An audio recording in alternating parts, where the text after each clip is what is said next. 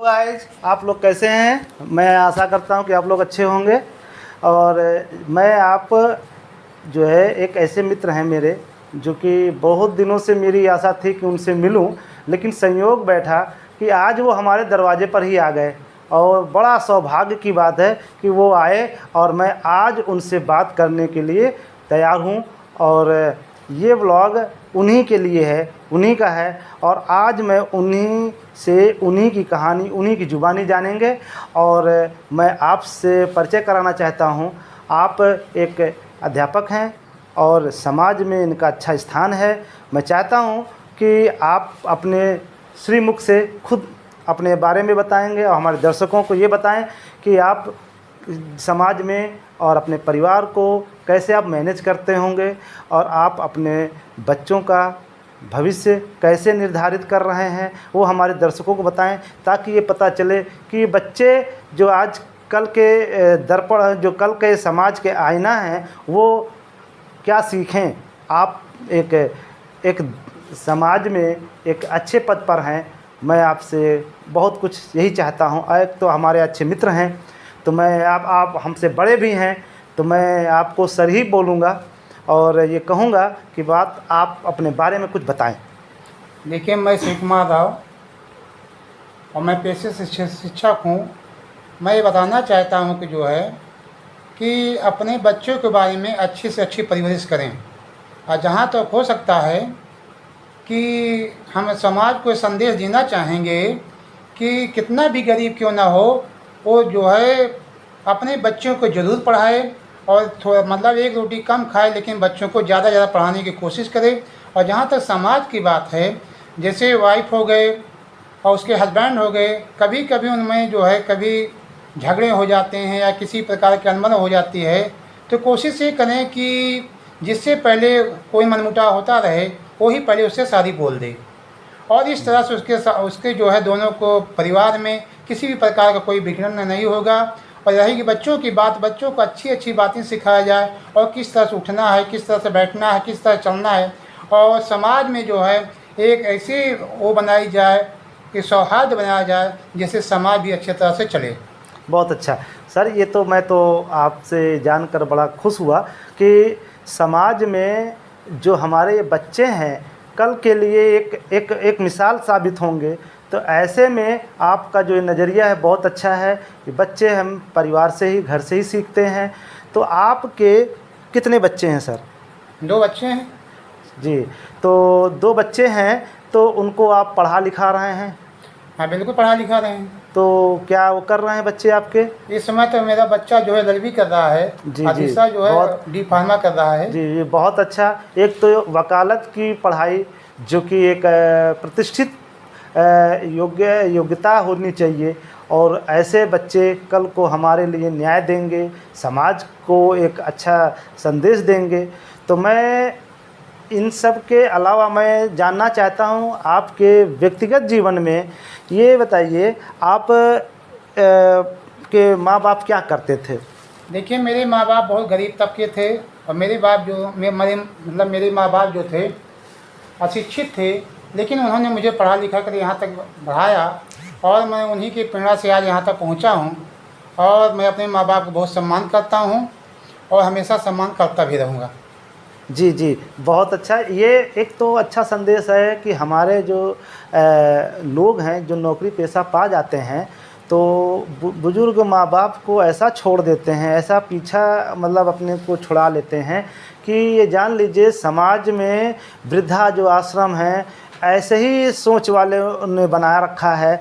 तो आप इस सोच से बिल्कुल हट करके हैं और आप अपने माँ बाप का सम्मान कर रहे हैं। मैं चाहता हूँ कि जो आप लोग भी ऐसे ही बना रखें, और हम चाहते हैं कि आप एक चीज़ और हमको बताइए कि आपकी पत्नी जो हैं, जो हमारी भाभी जी हैं, वो मतलब कितना पढ़ी लिखी होंगी?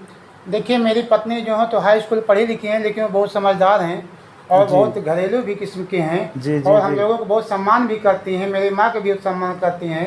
जी और पिताजी तो थे नहीं दुनिया में इस समय, जी जी लेकिन जी उनका भी बहुत सम्मान करती हैं। अभी भी जो कहा जाता है वो करती रहती हैं। जी जी और मैं उनका बहुत आभारी हूँ क्योंकि वो मेरे जो है घर बनाने में और बच्चों को संभालने में सबसे ज़्यादा योगदान उन्हीं का रहता है। और मैं तो लगभग बाहर ही रहता हूँ। जी। और मैं पत्नी का अपने सबसे ज़्यादा अपनी माता जी का धन्यवाद देता चाहता हूँ जी। कि मेरी माँ भी अभी भी हैं, लगभग वो 75 साल की हैं, और मैं अपनी माँ को हमेशा प्रणाम करता रहता हूँ, प्रणाम करके आता भी हूँ।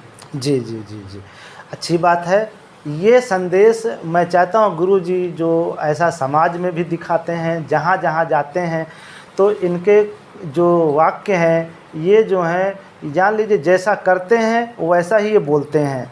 यानी कथनी और करनी में कोई अंतर नहीं करते हैं। इसीलिए मैं आज ये आए हमारे दरवाजे पर, ये संयोग था कि आए। मेरी बहुत इच्छा थी कि जाके मिलूं, लेकिन वो ऐसे ही किसी काम से या टाइम ना मिल जाने की वजह से नहीं मिल पाया।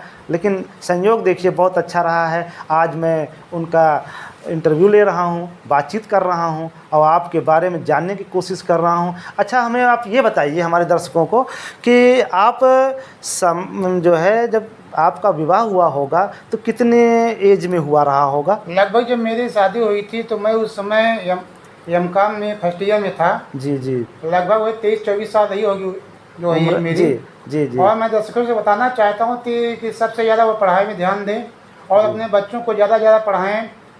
ये समय कम खाएं लेकिन बच्चों को पढ़ाने के लिए ज़्यादा ध्यान जी। दें, जिससे जो है समाज और देश का भी विकास हो सके। जी, जी, जी। आप जो है ये बात तो हमको भी लगी अच्छी और हमारे दर्शकों को भी शायद अच्छी लगेगी। और दर्शकों, आपकी बात पर जो कमेंट हो आप ज़रूर करिएगा। हमारे जो मित्र आए हैं, मैं आपसे यही आशा करता हूँ कि आप समाज में और कुछ नया से नया करते रहें और अपने बच्चों को भी आगे बढ़ाएं और समाज में कुछ नया कीर्तिमान साबित करें। तो मैं थोड़ा-सा ये इधर से हट करके मैं थोड़ा और जानना चाहता हूँ कि आप और पत्नी दोनों जने जो है, इन दोनों के आप लोगों के बीच में जो समाज में आप घूमते हैं, तो आपकी पत्नी कुछ कहती-वहती तो नहीं है कि समय नहीं देते हमें? नहीं नहीं, पत्नी मेरी कुछ नहीं कहती है, ना कभी उन्होंने मुझे जी। कहा, जी। ना मुझे कभी टोकती है, हाँ। और ना भी कुछ कहती है। हमेशा प्रेरणा ही देती रहती है कि समाज के लिए कुछ ना कुछ करते रहो जी। और बच्चों के लिए, जो गरीब तबके के बच्चे हैं उनके लिए करते रहो। अगर जी। मान लीजिए उनके पास कुछ नहीं तो हो सके जितना हो सके उनकी सहायता करो। जी। और इसके लिए मुझे प्रेरणादायक स्रोत ही हैं जी, और जी, मुझे जी। टोकती नहीं है, बल्कि वो मुझे जो है प्रेरित करती रहती हैं। ऐसी पत्नी के लिए, ऐसी नारी के लिए मेरा सम्मान है। और वो जो किसी भी घर में रहें तो ये जान लीजिए स्वर्ग ज़रूर होता है उस घर में। जी, तो ये बताइए हमें थोड़ा-सा, क्या आप आपको मैं पुराने उसमें लेके चल रहा हूँ, जब आपका विवाह हुआ था, कुछ वैसा वाक़या जो अपने दर्शकों को बता सकें? नहीं, मेरा शादी तो जब हुआ था तो बहुत सौहार्दपूर्ण से हुआ था। जी। सबसे बड़ी बात ये है कि मेरी शादी हुई थी जी। तो उस समय मेरी शादी जो है दिन की हुई थी। जी, जी। सुबह तो बारात गई थी, शाम को जो है बारात वापस आ गई। जी। और उससे मैं दर्शकों को या सभी लोगों को बताना ये चाहता हूँ कि ज़्यादा दिखावटी में न पड़े। जी। और ख़ासकर जो मध्य वर्ग के परिवार हैं उनसे मैं यही निवेदन करना चाहता हूँ, हो सके कि जो है दिन में शादी करें और जितना हो सके कम से कम खर्चे में अपनी शादी कर लें और जो बाकी बचता है उसके लिए अपने बच्चों के ऊपर खर्च करें। बहुत बढ़िया।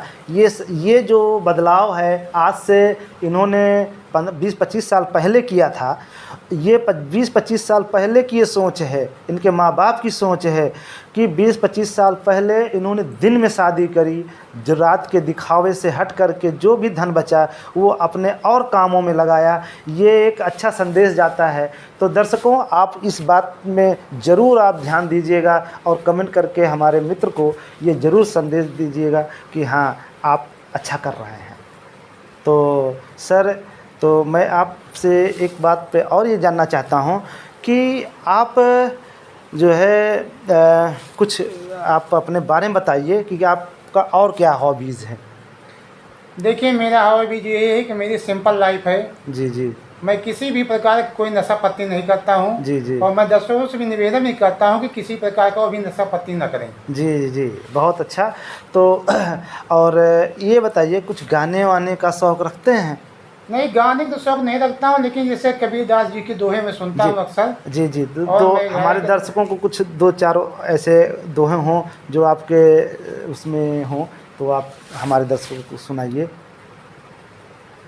जैसे जैसे कबीरदास की एक बहुत पॉपुलर दोहा मुझे मुझको अच्छा लगता है जी कि नहाए धोए से क्या हुआ, जी जब मैन की मैल न जाए और मीन सदा पानी में रहे और धोए से बास न जाए। बहुत बढ़िया। तो थोड़ा सा आप इस दोहे के बारे में हमारे दर्शकों को बताना चाहेंगे कि क्या कहना चाह रहे हैं आप? देखिए, मैं प्रिय दर्शकों ये बताना आपको चाहता हूँ कि जैसे कुछ लोग दिखावा करते हैं कि उनके अंदर किसी प्रकार के, जैसे वो समझ लीजिए कि अंधविश्वास में पड़ते हैं, तो वही कबीरदास कहते हैं कि इसको दिखाने से क्या फ़ायदा, जी कि जो आपके अंदर जो बुराइयां हैं उसके अंदर आपके अंदर बुराइयां है ही हैं, जी। तो पहले अपने अंदर की बुराइयां ख़त्म करो। जिस तरह से जो मछली रहती है पानी में और वो उसकी जो है गंदगी जाती नहीं, जबकि हमेशा पानी में रहती है, तो सबसे पहले अपने अंदर की जो बुराइयां उसको ख़त्म कर दीजिए। यही जो है उनका संदेश था। जी जी। ये जान लीजिए कि आप जब तक स्वयं को नहीं पहचानेंगे, स्वयं में नहीं संवारेंगे, तो आप दूसरों को संवारने चलेंगे तो निश्चित है कि आप मुंह की खाएंगे। तो आप जो है स्वयं करते हैं वैसे ही और वैसे ही बताते भी हैं। तो मैं आपसे मिलकर बड़ा सौहार्द रहा हूँ, बड़ा ही अच्छा लगा आपसे मिल कर के। तो सर, मैं आपसे आखिरी बिंदु पर बात करना चाहता हूँ कि आप दिन भर में कहीं भी रहते होंगे, तो अब समाज में क्या देख रहे हैं? आज की परिवेश 2024 चल रहा है, आप क्या देख रहे हैं इस समय?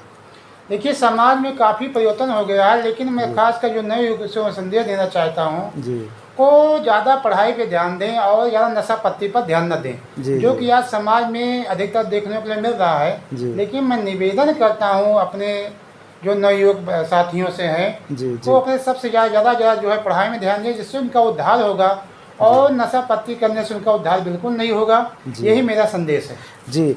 देख लीजिए, माँ बाप का यदि व्यर्थ में पैसा गंवाएंगे बच्चे और अपने समय को भी गंवा देंगे, जो आज का समय और आज का जो पैसा है यदि आप खर्च कर देंगे तो कभी भी आप विकास नहीं कर पाएंगे।